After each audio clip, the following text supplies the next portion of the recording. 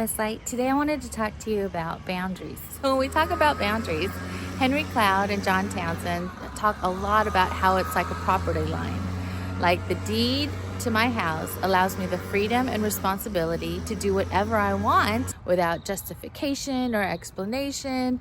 And this is our property. And whatever people are doing on their property, that's their responsibility and freedom.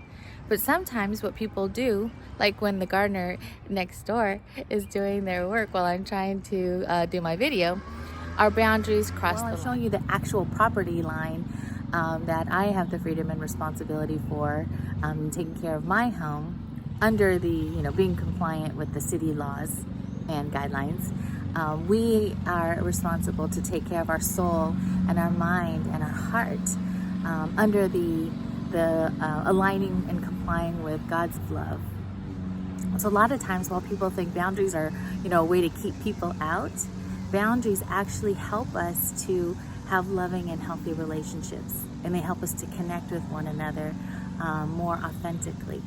So think about your own situation and what will nurture and care for your heart, soul, and mind, and not feel guilty about it, or not feel selfish or make excuses or feel like you have to justify your feelings and your choice. Those are your feelings, and you have the freedom and the responsibility to take care of yourself because that's your property. No one else has that responsibility. And if other people differ from you, you can't control and make them change their minds because that's their responsibility and that's their choice, and they have the freedom to feel however they feel. So one of the challenges for me is to, when I draw boundaries, it feels selfish, or I feel like I'm going to hurt the other person's feelings, or I don't want to offend them because my boundaries are maybe more restrictive, is that a word, or more restrictive than theirs.